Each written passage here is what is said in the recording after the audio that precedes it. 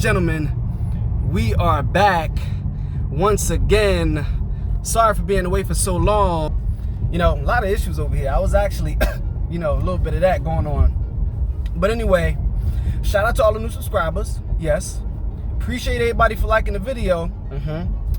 Leo Legion, loyal commenters and subscribers, you are very much appreciated. As you've seen in the thumbnail and or title of this video, this is going to be a 6-month update of the 2022 Genesis G70, the most amazing, gorgeous looking new sport sedan on the market. You can't convince me otherwise, and probably a lot of other people too. So somebody in the comment section, shout out to Raven, he wanted to know more and get some close-ups, some better pictures, some better angles and views of the roof wrap. You guys know I did a video about mods, which one was me wrapping the back part of the roof of the car. So I'm gonna go through that. Then we're gonna get on the highway. We're gonna do a little bit of highway driving, and cause I got a surprise. But nonetheless, I'm just gonna give you an update. I did do the oil change and first maintenance on the vehicle. So we're gonna get into all of that right now, but let's start with the roof wrap.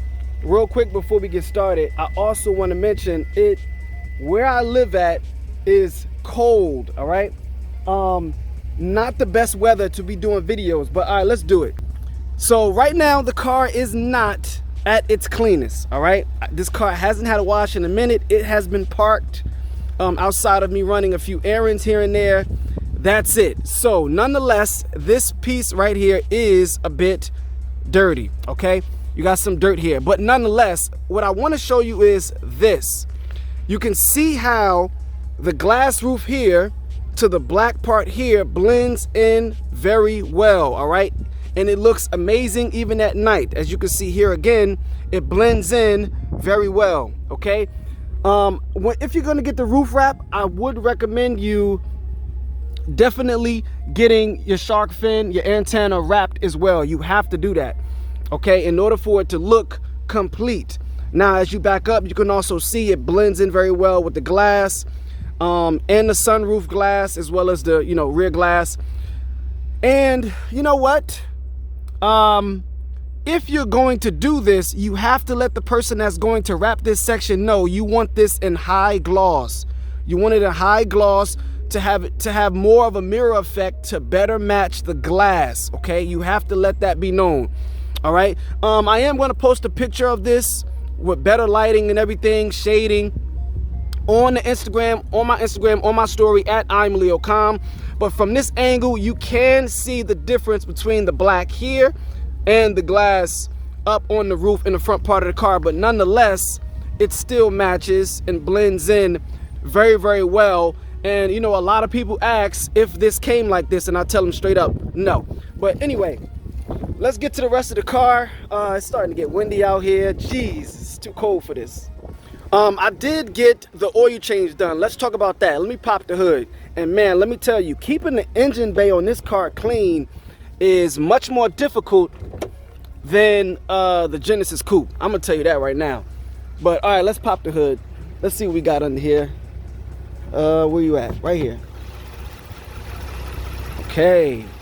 Still clean. I did clean it. I'm gonna have to wipe it down once spring comes around here.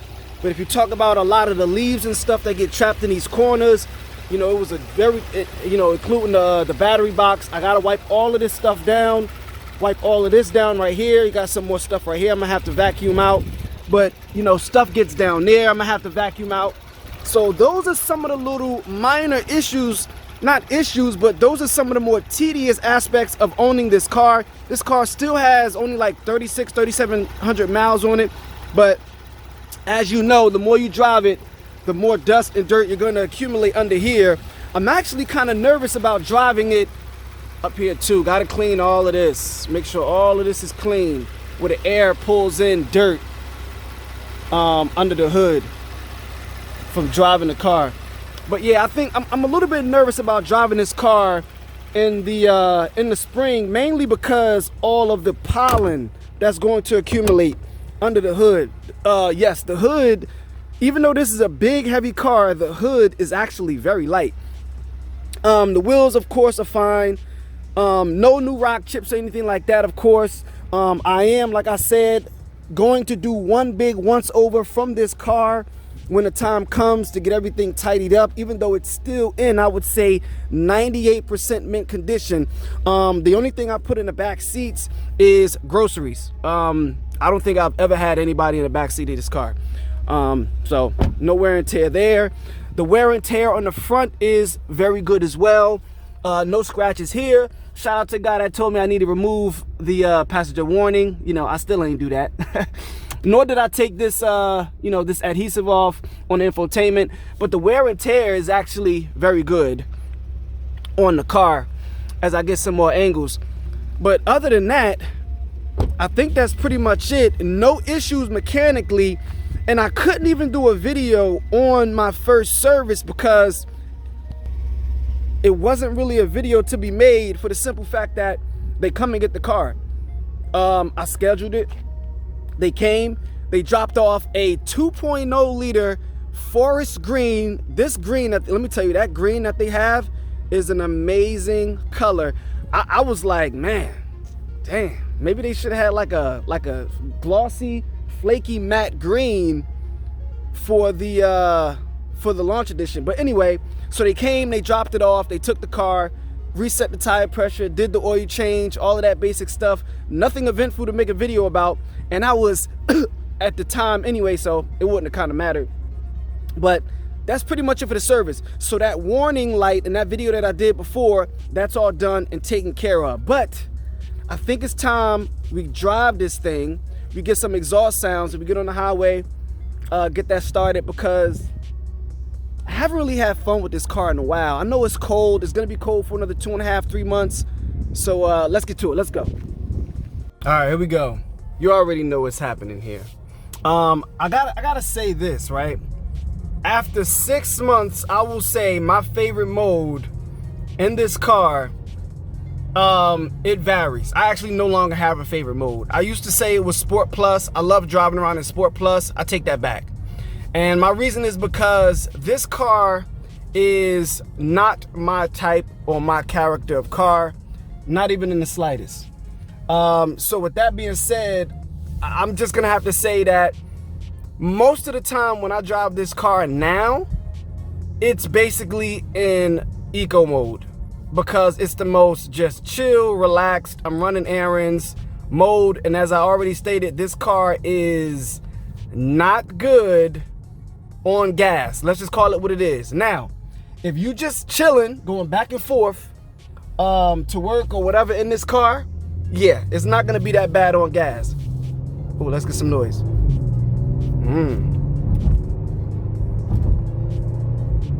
Yes, sounds good.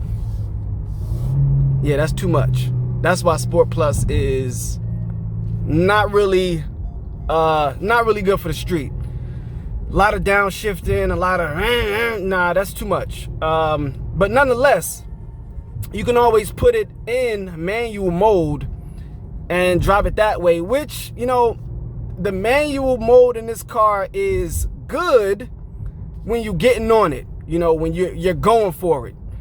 But just riding around town, you're not gonna get that same dual clutch smoothness, those precise, less jerky up and down shifts.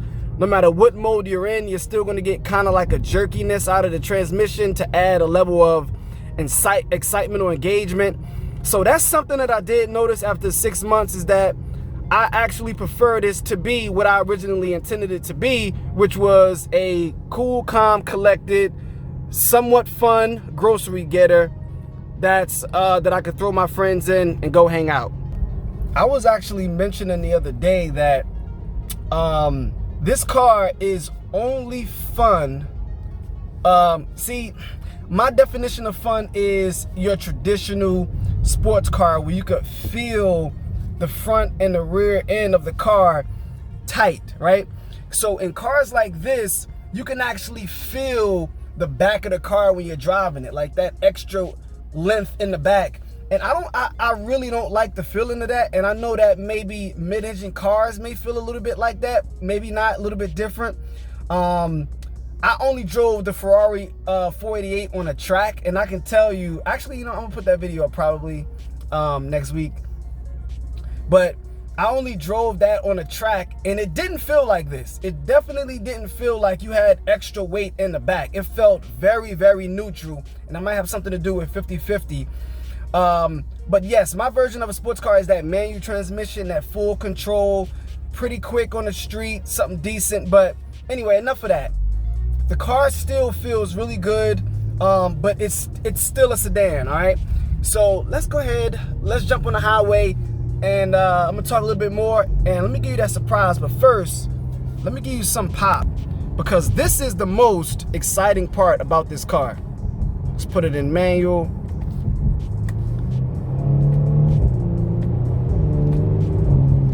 Those pops, the most exciting part. And unfortunately, you have to be on it, and you got to shift between 3,000 and 4,000 RPM in order to get those pops. Yeah, you could just kind of like stab the throttle a bit and get it. Like right now, I could go down into third and then just do it real quick. Like that. Yeah, you could do that. But after a while, you're pretty much going to look like an idiot downshifting and popping the exhaust every 5 or 10 miles an hour or something like that. But anyway, let's jump on the highway, because why not? So before we jump on this highway, I'm gonna nail this down right now. My biggest issue with this car is the gas mileage. Now, it's not a big deal of the fact that I have to fill this up. It's the fact of how often I have to fill this up, especially if I am enjoying this the same way I enjoy the Genesis Coupe. So if I'm not running errands, which most of the time I'm doing, if I'm just traveling somewhere, which I'm less likely to do, the traveling, I'm enjoying the car. The errands, I'm just running my errands, all right? No pops, no downshifts, no sport mode, no sport plus, just eco mode. I don't even think I really use normal mode anymore. I just use eco, sport, and sport plus. So I will say this, right? If I had a faster car, a Lamborghini, Ferrari, something like that, I'm not gonna drive that as much, probably, more than likely, because I still do work often. But I wouldn't complain about putting gas in that car. That doesn't care. That doesn't matter. I don't care about that. This car is a sedan. Like, this is well, at the same time, I guess you shouldn't be enjoying it as much either, though, right? So I think that's a big note to take on as well. Like, these high-powered luxury sedans, which are kind of trying to be versatile, are going to have potentially some gas issues. But let's get a quick pop. Yes. So, but that's pretty much it. Let's jump on this highway. Let's go.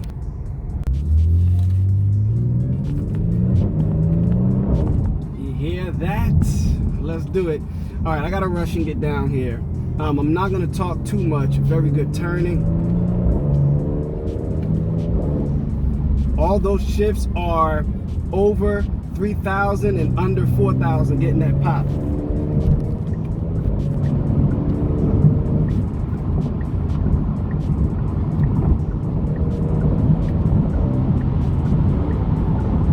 Yes, sounds good. Man, it sounds good.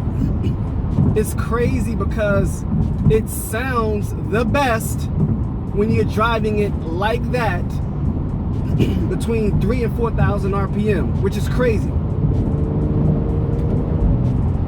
Yes, I'm in manual mode right now.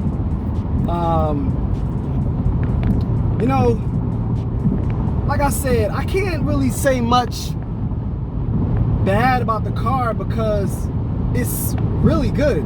The only time you can really say something is wrong with it is if you're like greatly comparing it to something which is obviously better or completely different, right? Comparing it to the Genesis Coupe, completely different. Better, doesn't matter, two different cars.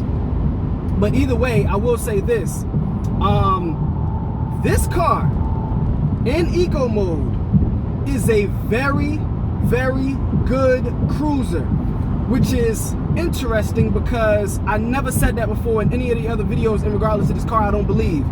If you put this car in eco mode, you bring it down a bit, and you just ease and relax, it's a very good cruiser. You get a little bit of tire noise, you get a little bit of wind noise, whatever. That's pretty much a lot of cars. If you want to eliminate that, you probably got to go up to a higher tier luxury, which is more money. We're talking 70, 80, 90 plus thousand, potentially.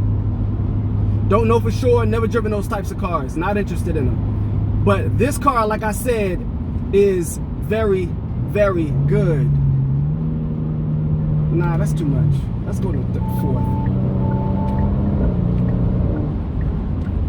This car is very quick, yes. It's not gonna pull your eyes and glue them up against your brain. No, it's not gonna do that. Maybe on launch control, you'll feel it for sure. The way the car squats and takes off, you'll feel it then, but generally speaking, just on the highway, you get a nice little hit once you downshift, and you'll feel the power start to pull a little bit, but nothing that's gonna glue you to your seat. I think it's the perfect, maybe a little bit less, but it's definitely in the range of the perfect amount of horsepower for this type of car, for this type of fun, if that's what you're looking for in a car, all right? I am supposed to be in a rush, right? But at the same time, I am very responsible. But we can go around this guy, though. We can go around this guy. Yes, if you want to do much faster passes, one downshift, 3,000-4,000 RPM is, that's going to be pretty much the equivalent of flooring like a 200 horsepower 4-cylinder. Something around there for a pass. Which is still pretty quick because those 2.0 turbos, 4-cylinders, once you get them up higher in the range, after about a second and a half, they do start to pull much better. Let's go.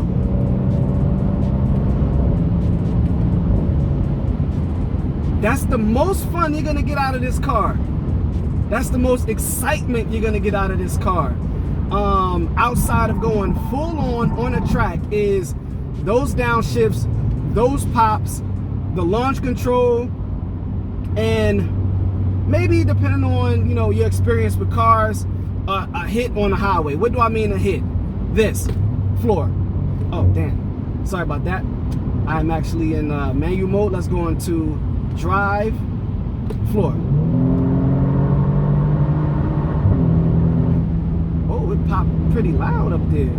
That's the first time I ever heard it pop that hard at that high RPM at the top of the range. But yeah, that's pretty much all you're gonna get. Let's go back into manual, and let's jump off real quick because I got a surprise. I actually shocked myself in discovering this, but if you can guess what it is, I don't know, I don't have anything to give you. But if you can guess what it is, go ahead and put it down in the comment section, and let's see. Rita's. Yes, I found a Rita's open in the winter. Not quite the best selection of flavors, but nonetheless, we're gonna quench our desires today. Rita's, all right? Now, many will think that I have completely lost my mind having Rita's in 43-degree weather, but I'm not gonna lie to you. It's kind of hot in this car. I've been sweating just a tad bit, but I'm gonna tell you why it doesn't matter. Because you could just turn on the heat like that. You can turn on the heated steering wheel, so when your hands get cold from enjoying your Rita's in the winter, you can warm them up when you're driving. Yes, all right? So if it makes your body cold, you can just turn on your heated seats and warm the butt. So with that being said, yes, I found the Rita's, but I am going to admit I'm not going to go all out. All right, I'm just going to get it this one time, and we will be back for it when it gets warm outside, around late March, maybe April, around that time. But anyway, upcoming videos. I might want to do like a little snow day fun with this car. Let me know what you guys think. All-wheel drive drift, things like that. I spoke about that before.